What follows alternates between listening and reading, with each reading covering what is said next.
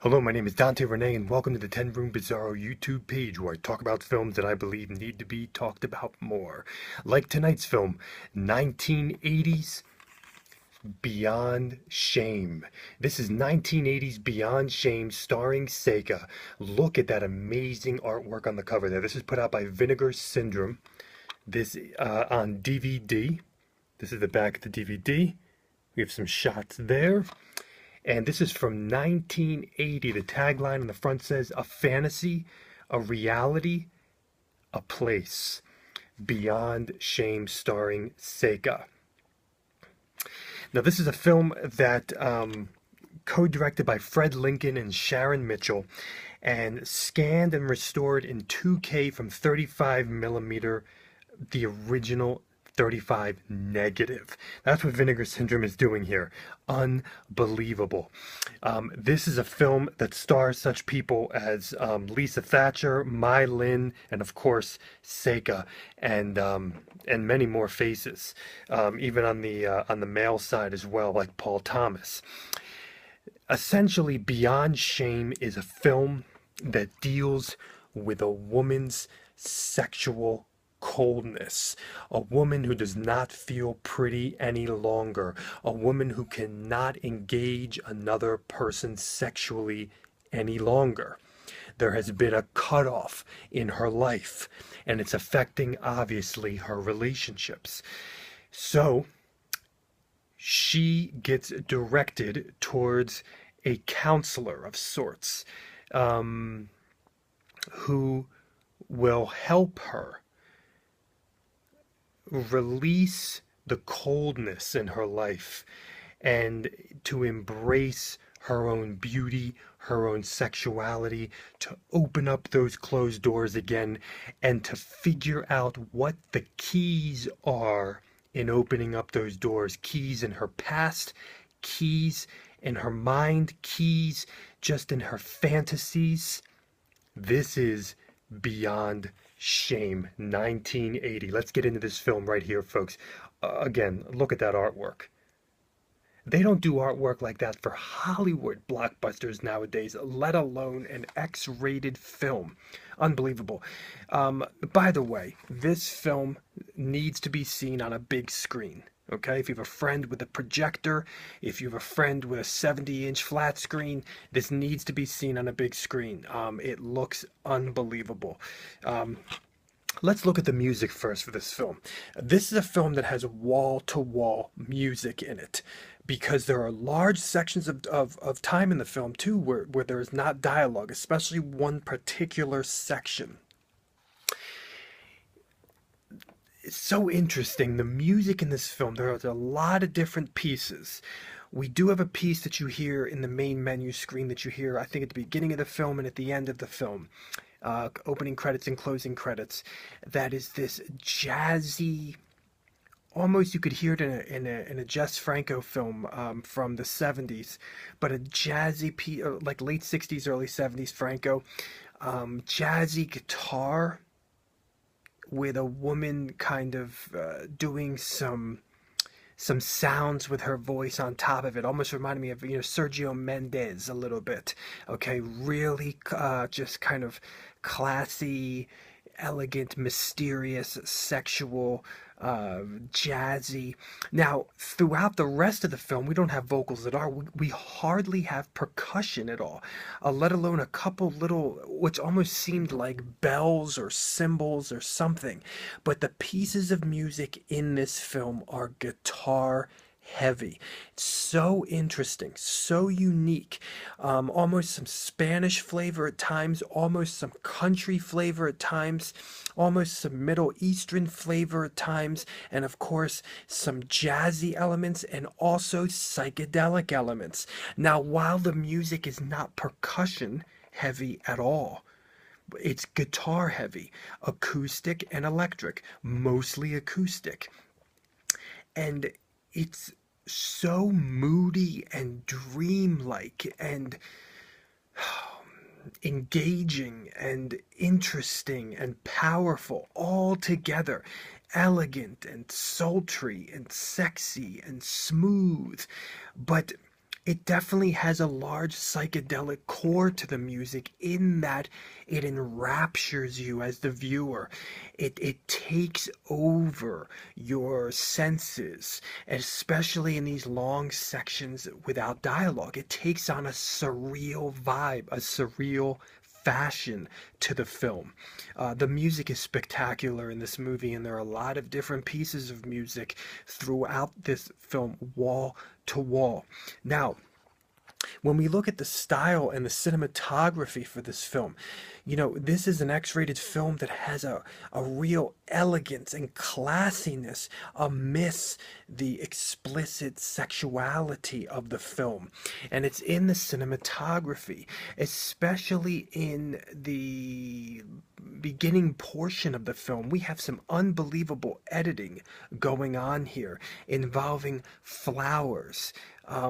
Even this really wild edit involving, I believe it was coffee being poured and then being cut in another location of somebody ejaculating. So there's these fades, taking images in the film.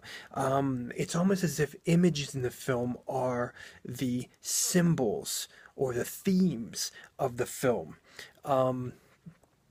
I wanted to mention fire because there's a fireplace section in the film, and it takes on the dual meaning of heating the coldness of this woman and kind of defrosting her. And it takes on this other meaning of warmth and freedom.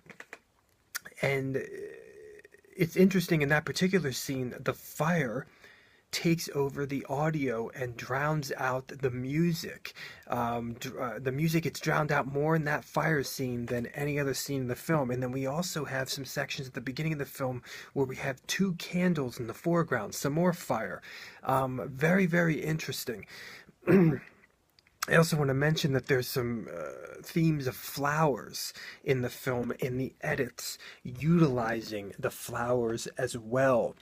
Now, this is a film that also utilizes edits to a large degree throughout the film in a surreal fashion, in a fantasy fashion.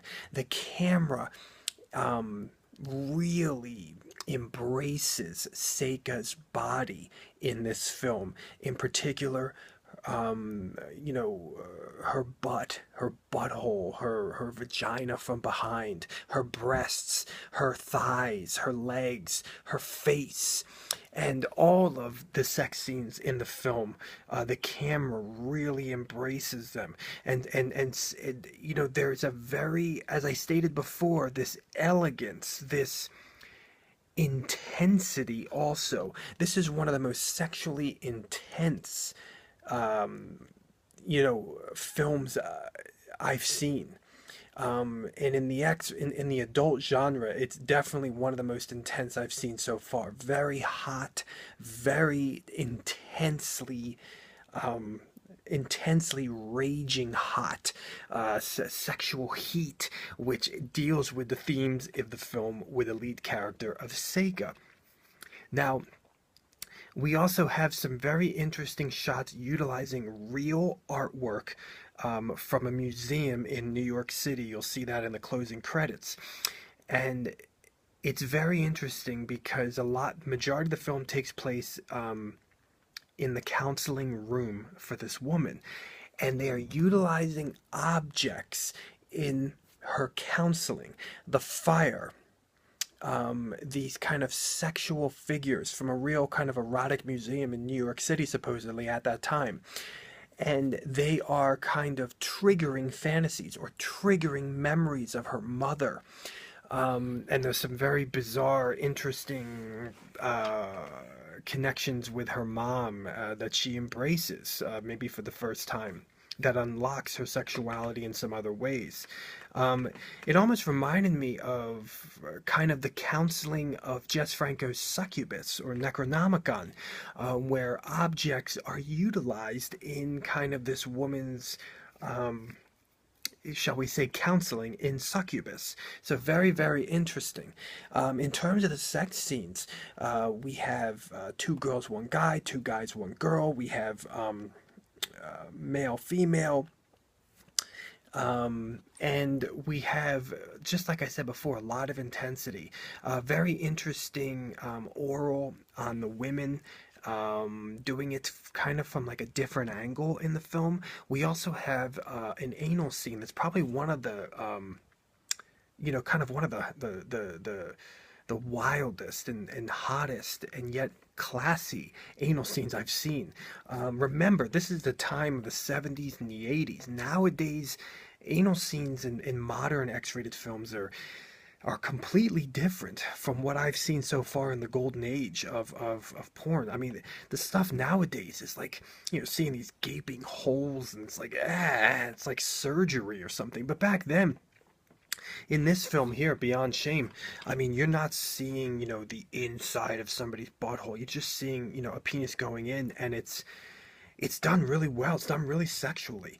And Lisa Thatcher is the one who's getting the anal there, and she has kind of this cowboy theme going on. And a lot of things aren't explained in the film because they are supposed products of Sega's fantasy world. And Sega does break the fourth wall in this film, not only with her eyes and her speech, but also with her name, because they are actually utilizing her name in the film. Now that is something that's actually not foreign in X-rated films, where even the film The Babysitter, which I reviewed on this YouTube page, or I haven't, or I will soon. Even films like that, they will use the actual kind of star's name, their X-rated name in the film, as a character. Very interesting. Or are they playing themselves, in a way? So very, very interesting. And thematically, the biggest thing is the title of the film, to embrace pleasure uh, without shame, beyond shame, and the freedom in sexuality and the freedom in pleasure, and what would happen if pleasure knew no bounds, and if pleasure had, precisely, what would happen if pleasure had no shame attached to it. And so Seika's character um, experiences reformation in a way that's beyond shame, not something that your typical person would experience in order to become born again in their sexuality or reformed.